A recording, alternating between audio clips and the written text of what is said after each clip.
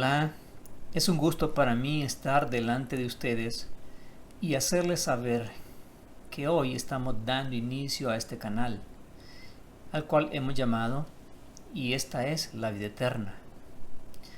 Todo esto, por supuesto, se ha logrado por las bendiciones que Dios ha derramado y por las contribuciones generosas de varios hermanos. Es el propósito expreso de este canal exaltar el nombre del único Dios verdadero y de su Hijo unigénito,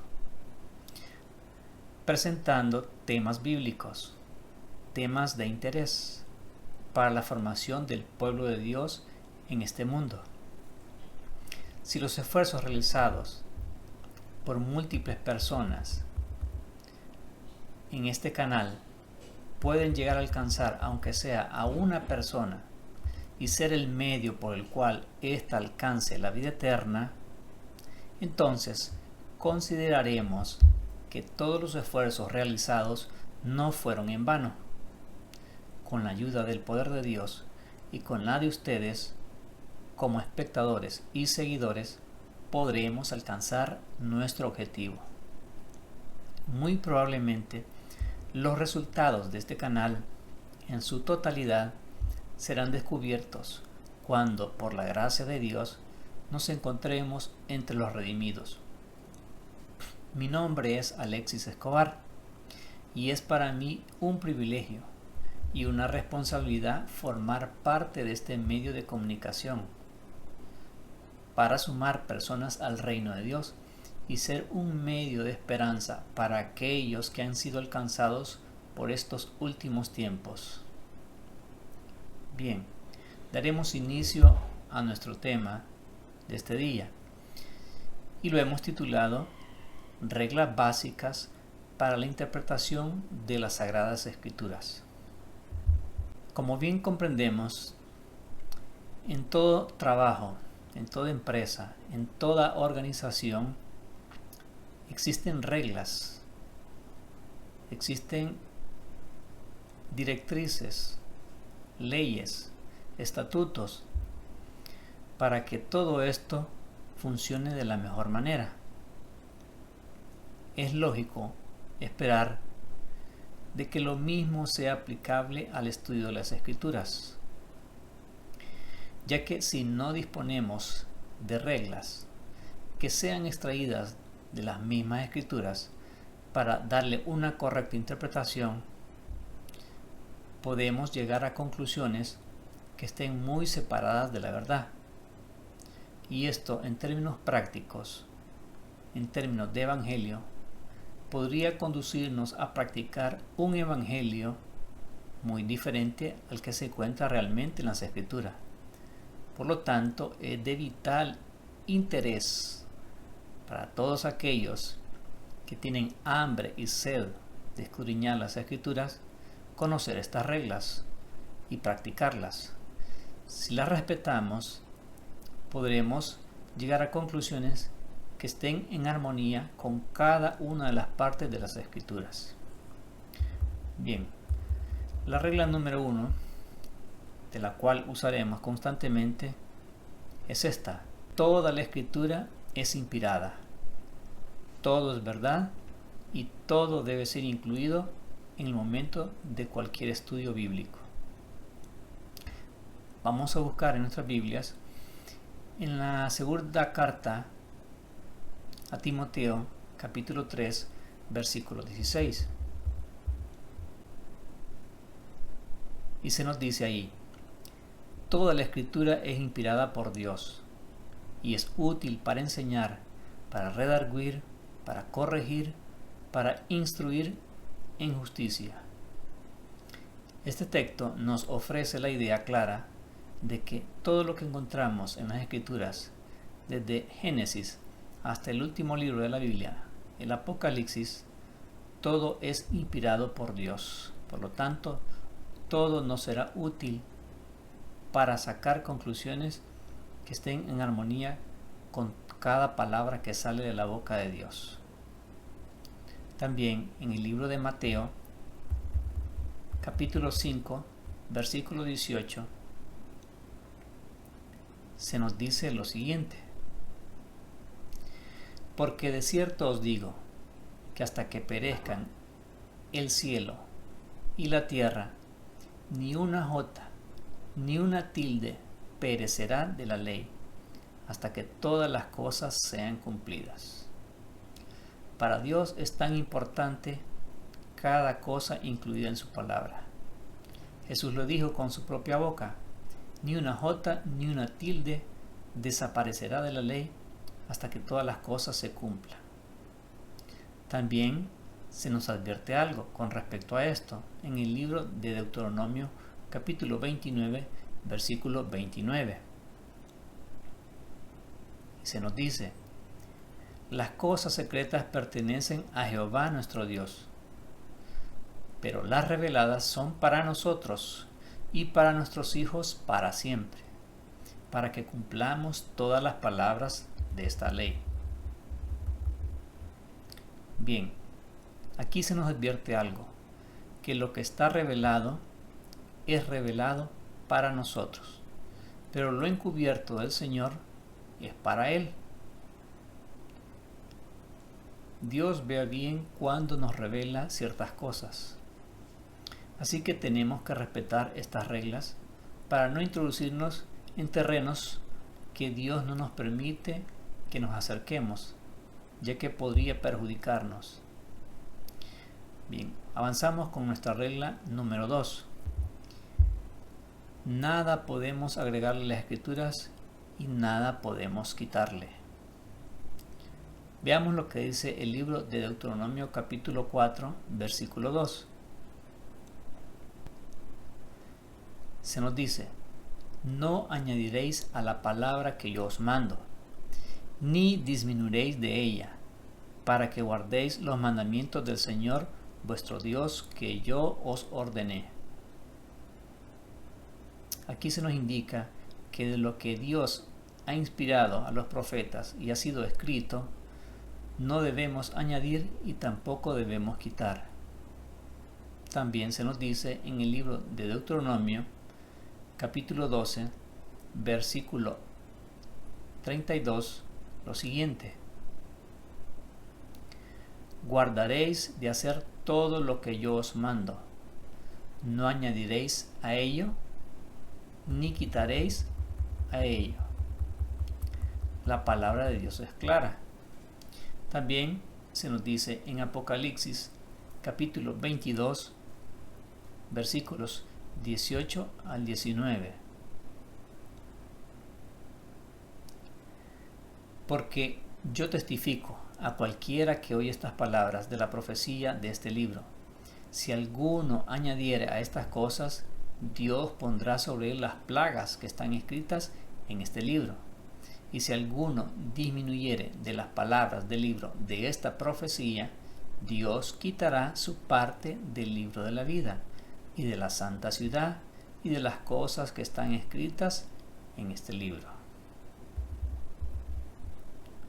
Todo lo que está escrito en la palabra de Dios, Dios lo considera tan valioso que Él no da permiso a nadie para añadir ni para quitar. Avanzamos con nuestra regla número 3. ¿En qué consiste? Las escrituras no pueden ser quebrantadas. Tampoco podemos contradecirlas. Veamos qué se nos dice en el libro de Juan, capítulo 10, versículo 35. Juan, capítulo 10, versículo 35. Si llamó dioses a aquellos a quienes vino la palabra de Dios, y la escritura no puede ser quebrantada. También a esta idea se nos agrega la siguiente. En el libro de Isaías, capítulo 8, versículo 20. Dice: a la ley y al testimonio, si no dijeren conforme a esto, es porque no les ha amanecido. No podemos decir nada que vaya en contra de la ley ni en contra del testimonio dado por los profetas, desde el primero hasta el último que Dios ha levantado. En el libro de Mateo 4, versículos 8 al 10, se nos dice lo siguiente con respecto a esta misma regla. Otra vez le pasó el diablo a un monte muy alto y le muestra todos los reinos del mundo y su gloria, y le dice: todo esto te daré si postrado me adorares. Entonces Jesús le dice: vete, Satanás, escrito está, al Señor tu Dios adorarás y a Él solo servirás. La petición que el diablo le hace a Jesús va en contra de otra parte de las Escrituras. Por lo tanto, nosotros tampoco podemos utilizar un texto para ponerlo en oposición a otro texto. Avanzamos con nuestra regla número 4,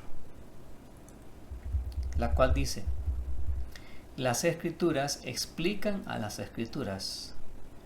Las Escrituras se interpretan a ellas mismas y es el Espíritu Santo quien debe guiarnos en la interpretación de la Biblia.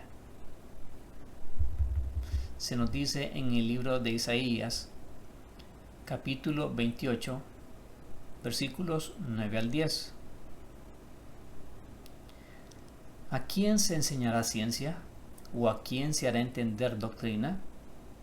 A los quitados de la leche, a los destetados de los pechos, porque mandamiento tras mandamiento, renglón tras renglón, un poquito aquí y otro poquito allá. ¿Cómo podemos hacer que la Biblia se explique a ella misma? Según nos explica Isaías, debemos de comparar un mandamiento con otro mandamiento, un renglón con otro renglón.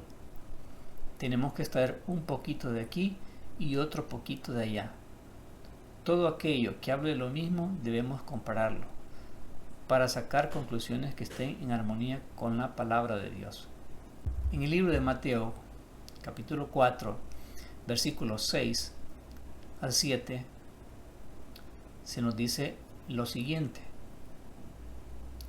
Y le dice: si eres hijo de Dios, échate abajo, porque escrito está, a sus ángeles mandará por ti, y te alzarán en las manos, para que nunca tropieces con tu pie en piedra.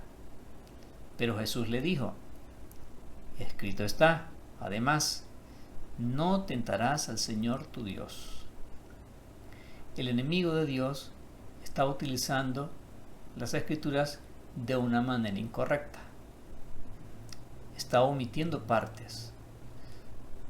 Y Jesús, para demostrar el mal uso que le estaba dando la Escritura, Jesús le muestra otra parte de las Escrituras en donde se dice que no debemos tentar a nuestro Dios. Es decir, no debemos buscar voluntaria y conscientemente el peligro. Avanzamos a nuestra regla número 5. ¿A dónde vamos a aplicar interpretación en las Escrituras? ¿Y cuándo no debemos hacerlo? Y si esto es así, ¿qué sistema de interpretación usaremos? En la Biblia vamos a encontrar diferentes aspectos. Vamos a encontrar parábolas. En el libro de Marcos, capítulo 4, versículo 2, se nos dice lo siguiente: y les enseñaba por parábolas muchas cosas, y les decía en su doctrina. El método de enseñanza que Jesús eligió utilizar fue el uso de parábolas. También se nos agrega a esta idea lo que dice en el mismo libro, en Marcos capítulo 4, versículos 10 al 13. Se nos dice: cuando estuvo solo, le preguntaron los que estaban cerca de él, con los 12, sobre la parábola. Y les dijo: a vosotros es dado a saber misterio del reino de Dios. Pero a los que están afuera, por parábolas todas las cosas, para que viendo vean y no perciban, y oyendo oigan y no entiendan, para que no se conviertan y les sean perdonados los pecados. Y les dijo: ¿no sabéis esta parábola? ¿Cómo pues entenderéis todas las parábolas? Bien, en la Biblia vamos a encontrar parábolas. En este caso, Jesús habló por parábolas, pero la parábola que él mencionó no fue comprendida por sus 12 discípulos. En este texto encontramos ciertas cosas que nos pueden dejar perplejos. ¿Por qué Jesús no querría que las demás personas que no le seguían de cerca no comprendieran las parábolas? Porque Jesús dijo: para que viendo no vean y para que oyendo no oigan y no entiendan. ¿Por qué los discípulos se les daba este privilegio? Pues lo curioso en este texto es que los discípulos tampoco comprendieron la parábola, pero ellos no quedaron satisfechos. Así que se acercaron a Cristo y preguntaron, demandaron una explicación acerca de aquello que no habían entendido. Los demás que estaban acompañando a Cristo escucharon, pero no sintieron la necesidad de querer comprender las cosas con claridad. Así que para ellos no fue la verdad, no porque Jesús no lo deseaba así, sino porque ellos mismos no manifestaban un profundo interés en querer comprender aquello que salía de la boca de Cristo. Sin embargo, con respecto a los discípulos, vemos una actitud diferente. Ellos sí deseaban comprender las cosas que Jesús les estaba revelando, y por eso se acercaban cuando no comprendían algo. Bien, también en la Biblia encontramos profecías. En el segundo libro de Pedro, capítulo 1, versículo 19, encontramos lo siguiente. Tenemos también la palabra profética más segura, a la cual hacéis bien en estar atentos como a una antorcha que alumbra en un lugar oscuro, hasta que el día esclarezca y el lucero de la mañana salga en vuestros corazones. En la Biblia encontramos, además de profecía, encontramos otras partes que no son ni parábolas ni profecías, donde tampoco hay símbolos, y lo que se relata sencillamente son hechos que ocurrieron en un momento pasado. Por ejemplo, en el libro de Hechos, capítulo 20, versículo 9, se nos relata un hecho. Y el texto dice así: y un joven llamado Eutico, que estaba sentado en la ventana, rendido de un sueño profundo, por cuanto Pablo disertaba largamente, vencido por el sueño, cayó desde el tercer piso hasta abajo y fue levantado muerto. Otro caso en donde se relata un hecho siempre es en el mismo libro, en el capítulo 16, versículo 23 del libro de Hechos, y se nos dice: después de haberles azotado mucho, los echaron en la cárcel, mandando al carcelero que lo guardase con seguridad. Bien, en estos dos textos se relatan dos hechos que ocurrieron en diferentes momentos. En uno se nos dice que un personaje llamado Eutico cayó de la ventana vencido por el sueño, murió. Y en el siguiente hecho se nos comenta acerca de lo terriblemente azotados que fueron Pablo con su compañero.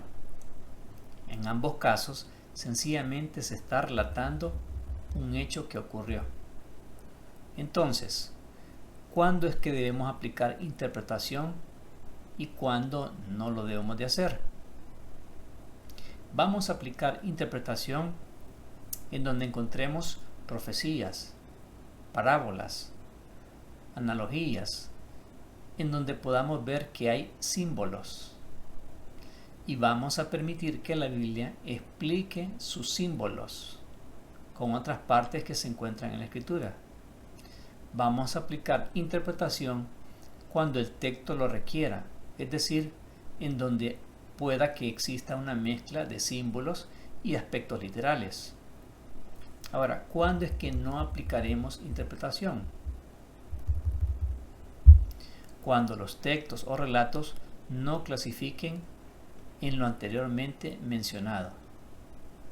Es decir, cuando sencillamente lo que se describa son hechos reales que ocurrieron en un tiempo pasado. Comprendiendo esto, y si corresponde aplicar interpretación, ¿qué sistema de interpretación utilizaremos? Hay dos sistemas generales de interpretación, adoptados por los diferentes expositores en sus esfuerzos por explicar las Sagradas Escrituras.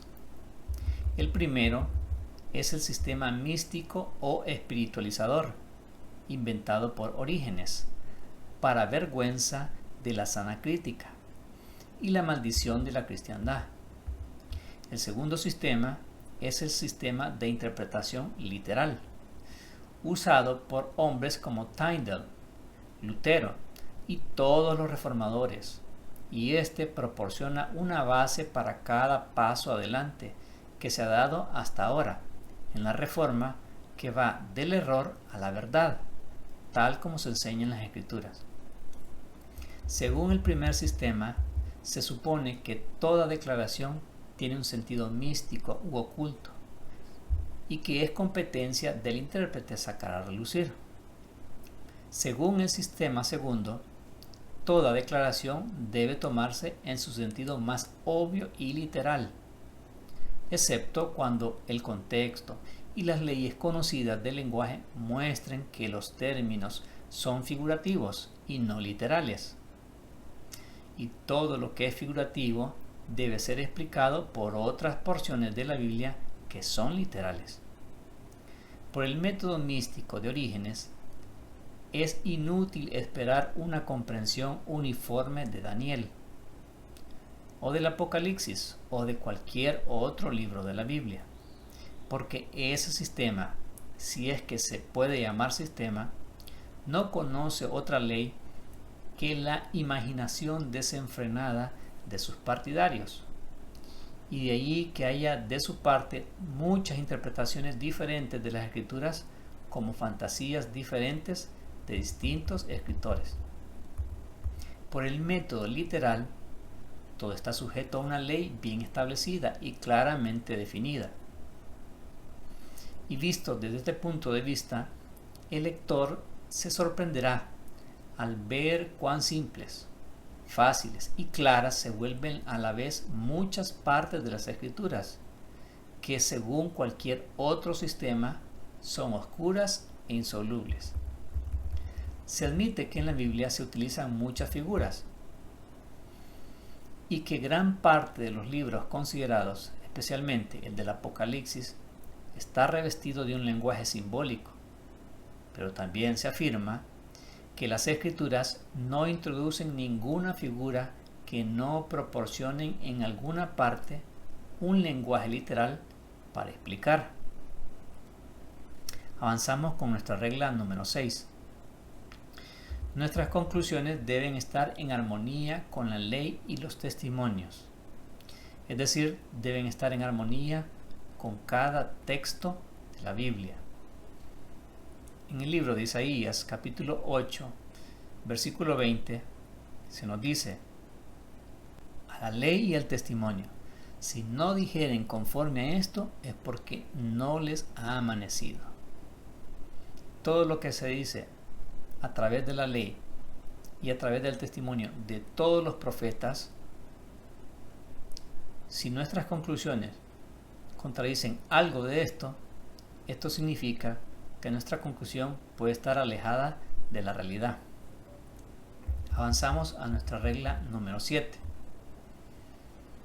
Al aplicar a cada conclusión que lleguemos, debemos estar seguros que nuestras conclusiones deben estar en armonía con todas las características del carácter de Dios y de su amado Hijo. Si nuestras conclusiones no contradicen ningún texto de la Biblia y ningún rasgo del carácter del Padre y del Hijo, entonces nuestras conclusiones son correctas.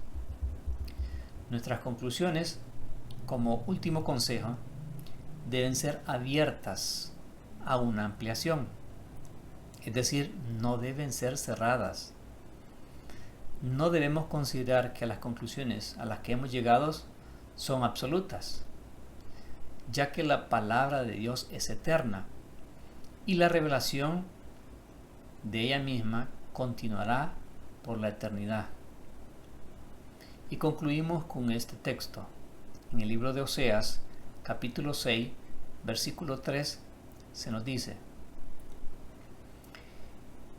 y conoceremos y proseguiremos en conocer a Jehová, como el alba está dispuesta su salida, y vendrá a nosotros como la lluvia tardía y temprana a la tierra.